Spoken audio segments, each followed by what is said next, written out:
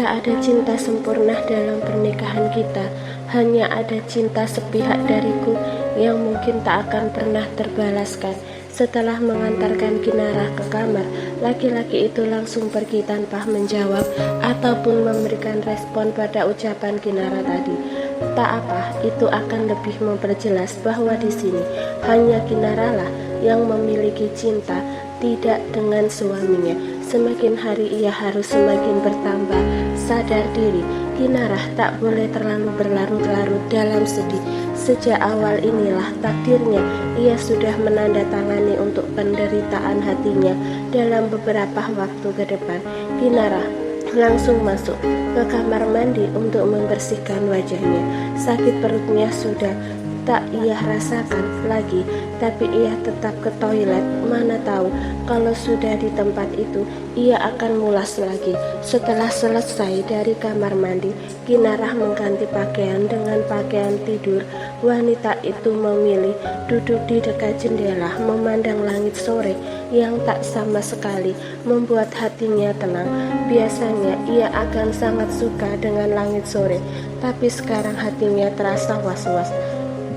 Sore kini sudah berganti menjadi malam, namun Rehan tak juga menunjukkan batang hidungnya. Sama seperti ketika Kinarah menyatakan cinta pada Rehan, laki-laki itu malah pergi meninggalkannya sampai demam. Namun kali ini ia tak akan selemah itu. Biarlah sedih ia pendam sendiri dan ia ceritakan pada Sang Pencipta. Ia tak akan lagi menunjukkan sisi lemahnya hanya karena cinta sepihak. Kinarah langsung meminum susu hamilnya, lalu menarik selimut menutupi tubuhnya dari udara dingin malam. Tidur dalam kesepian dan juga hati yang terluka sangatlah menyakitkan. Tapi tak apa, ia harus terbiasa mulai sekarang, karena takdirnya memanglah harus berpisah dengan suaminya setelah ia selesai menyusui anaknya nanti. Entah nanti Kinarah sanggup atau tidak, ia akan selalu berdoa agar diberi kekuatan dan keikhlasan dalam segala kendala hidup. Keesokan harinya, Rehan belum juga menampakkan batang hidungnya, tapi Kinarah terlihat lebih baik dari semalam. Wanita itu sarapan dengan tenang, tanpa harus ada drama sakit. Agar bisa sarapan, disuapi oleh suaminya. "Anda ingin makan buah?" tanya Bibi Ella. "Boleh," jawab Kinarah mengangguk. Bibi Ella pun mengupaskan buah apel untuk Kinarah, lalu memotong buah itu menjadi bagian yang lebih kecil. Setelah Kinarah selesai makan, wanita hamil itu memilih keluar rumah untuk jalan-jalan, melihat pemandangan pekarangan rumah.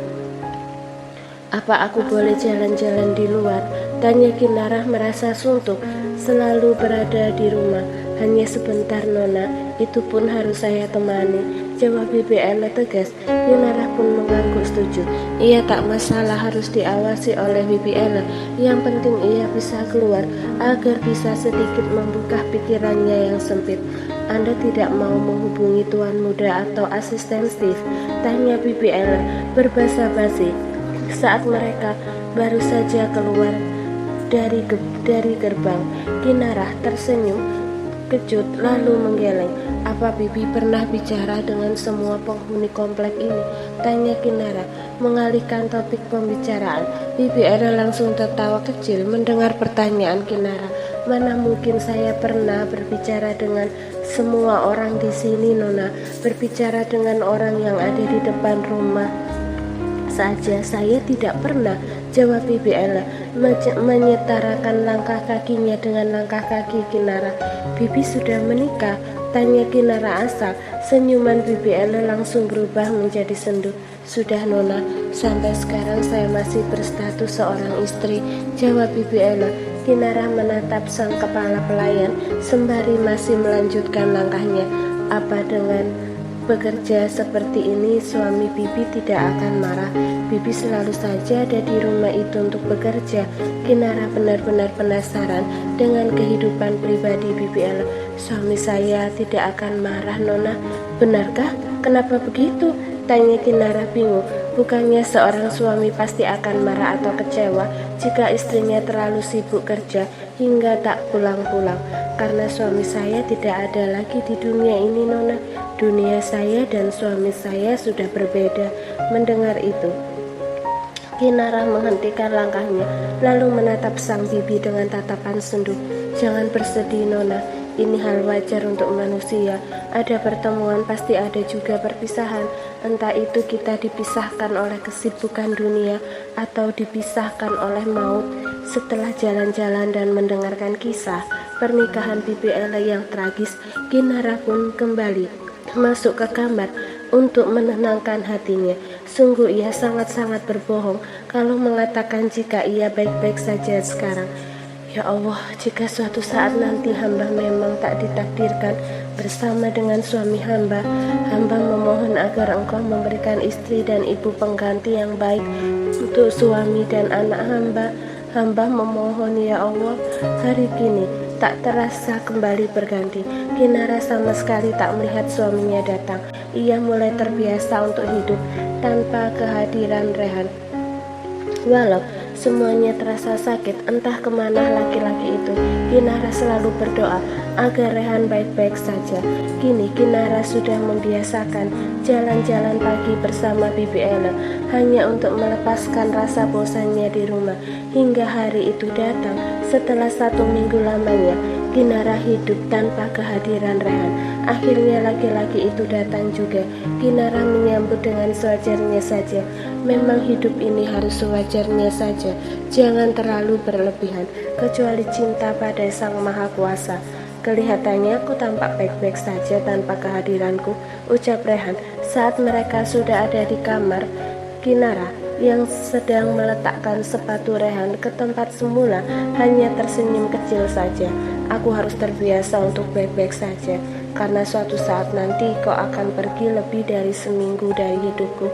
Setelah mengatakan itu, Kinara masuk ke kamar mandi untuk menyiapkan air mandi.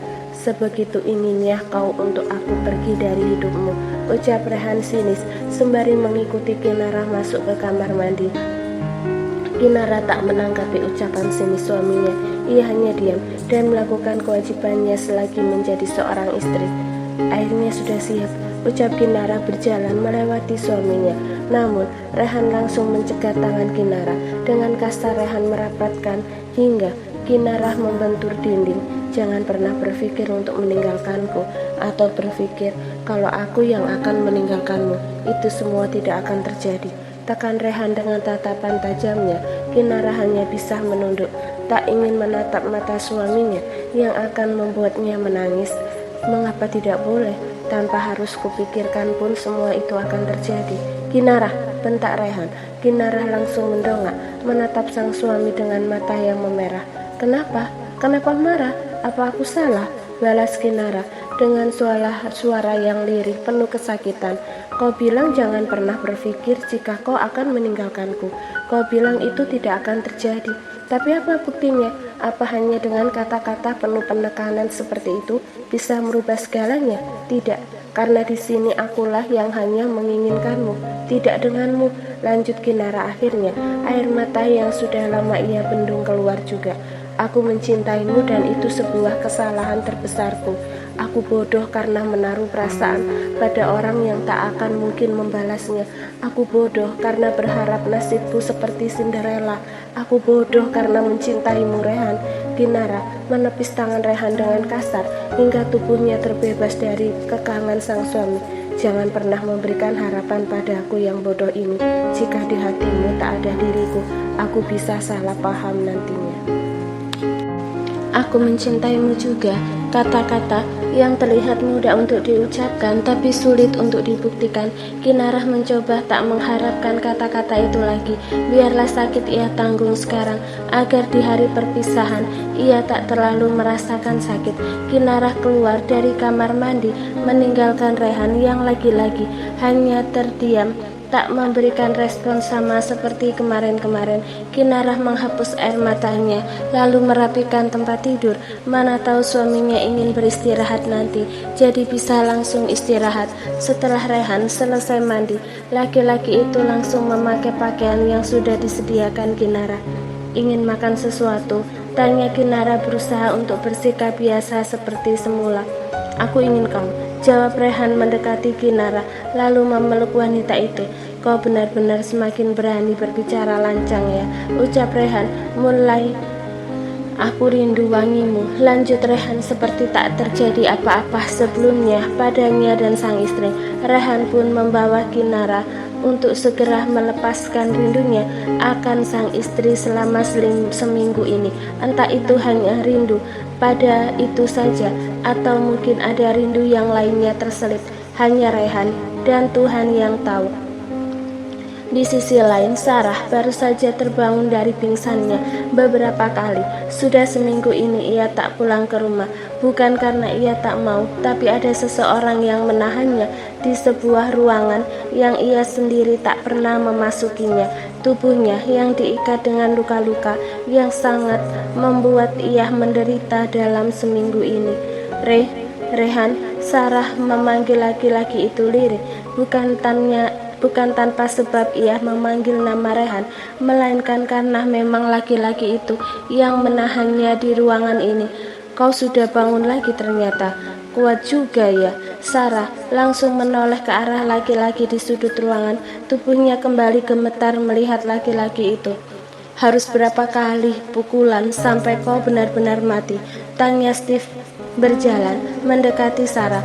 Tolong jangan lukai aku lagi, aku mohon. Kasihan anakku, pinta Sarah berharap Steve akan iba padanya. Masih teringat jelas saat ia pulang dari rumah Kinara dan ada yang menculiknya dan ia pun berakhir di tempat ini. Tubuhnya terus saja menerima pukulan dan juga tekanan. Ia takut anaknya akan kenapa-kenapa. Kau saja tak memikirkan kondisi anak tuan muda saat kau mengatakan sesuatu yang membuat nona muda akan tertekan. Kau tahu jika calon ibu depresi itu bisa mempengaruhi anaknya. Tegas Steve menjambak rambut Sarah dengan keras. Aku minta maaf, aku mohon, lepaskan aku. Aku berjanji tidak akan berulah lagi. Aku berjanji.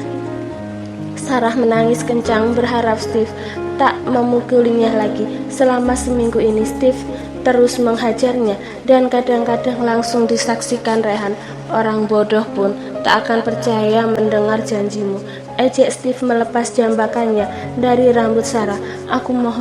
Aku mohon setidaknya jika kau tak mengasihani aku, kasihanilah anakku. Aku mohon, teriak Sarah pilu. Ia benar-benar tak sanggup jika harus menerima pukulan lagi. Aku pun sudah muak melihatmu, balas Steve memandang tak suka pada Sarah. Tapi sebelum itu aku akan menamparmu untuk yang terakhir kalinya hari ini. Setelah itu kau boleh pulang menemui kekasihmu yang sedang mencari keberadaanmu sekarang. Plak, satu tamparan keras mengenai pipi Sarah membuat wanita itu kembali menjerit kesakitan. Jangan pernah berpikir untuk mengusik kehidupan tuan muda lagi, Sarah. Kau bukanlah orang yang ia cintai lagi. Kau adalah orang yang sangat ia benci karena pengkhianatanmu. Tegas Steve membalikkan badannya lalu berjalan menuju pintu. Oh ya, jika kau berani melakukan bahkan merencanakan rencana jahat pada tuan muda dan istrinya, kau akan mendapatkan lebih dari ini. Lanjut Steve lalu pergi meninggalkan Sarah yang masih dengan sisa tangisnya hingga anak buah Steve datang dan membawanya pergi dengan kaki dan tangan yang masih terikat dan membuang Sarah di tempat yang sudah diberitahukan pada Ian sebelumnya. Malam harinya, Kinara dan Rehan sudah duduk di meja makan sembari menikmati makan malam dengan tenang. Tak ada lagi drama suap menyuap yang rutin dilakukan, walau Kinara hanya sedikit memakan makanannya karena efek mual. Aku sudah selesai, ucap Kinara meletakkan sendok makannya. Rasanya ia ingin muntah sekarang. Kau bahkan hanya memakan 5 suap saja, ucap Rehan bahkan menghitung jumlah suapan Kinara. Aku ke kamar dulu sayang, maaf karena tidak bisa menemanimu makan, ucap Kinara berdiri lalu pergi ke kamar mengabaikan Rehan yang terus memanggilnya. Sesampainya di kamar, Kinara langsung masuk ke kamar mandi dan memuntahkan semua yang baru saja ia makan. Setelah merasa sedikit lega, Kinara keluar dari kamar mandi dan langsung berbaring. Wanita itu langsung menarik selimut hingga menutupi wajahnya. Di heningnya malam, suara isak tangis Kinarah terdengar jelas. Wanita itu mulai menangis lagi. Bukan hal mudah untuk bersikap biasa-biasa saja saat hati terluka parah. Kinarah terus menangis di balik selimut tanpa menyadari kehadiran Rehan yang kini sudah berdiri di samping ranjang. "Mau sampai kapan kau terus menangis?" tanya Rehan, membuat suara tangis itu terhenti seketika. "Sampai ajal menjemputku," jawab Kinarah asal. Tanpa ia sadari, jawaban asalnya itu dianggap serius oleh Rehan. Laki-laki itu langsung menarik kasar selimut yang menutupi Kinarah, lalu melemparnya ke sembarang arah. "Apa kau bilang?" tanya Rehan setengah membentak. Laki-laki itu langsung menekan bahu sang istri yang masih terbaring di atas ranjang. "Kau ingin meninggalkanku? Kau benar-benar ingin meninggalkanku?" "Jawab, Kinarah," teriak Rehan marah. Kinarah bahkan dibuat terkejut dengan kemarahan sang suami. "Iya," jawab Kinarah tanpa beban. Cengkeraman di bahu Kinarah langsung melemah. Rehan ambruk di atas. "Kenapa? Kenapa kau ingin meninggalkanku? Kenapa, Kinarah?" Kinarah terkejut mendengar suara lirih suaminya. Apa suaminya menangis? Ia pun sedikit mengangkat kepalanya menatap sang suami yang ternyata benar-benar menangis. "Karena kau tak mencintaiku," jawab Kinarah memalingkan wajahnya, tak ingin melihat sisi lemah suaminya yang ia tak tahu apa penyebabnya. "Apa aku harus mengatakan aku mencintaimu agar kau tetap di sini?" tanya Rehan memeluk Kinarah dengan erat. "Hanya dengan mengatakan mencintai seseorang bukan berarti orang itu dicintai. Aku tak butuh semua kata-kata cintamu, karena itu bukanlah cinta," tegas Kinarah tak terpengaruh dengan pernyataan cinta suaminya. "Dengan semua perlakuanku padamu, apa kau tetap tak percaya kalau aku mencintaimu?" tanya Rehan sudah kembali dengan sikap awal, tapi pelukannya belum ia renggangkan.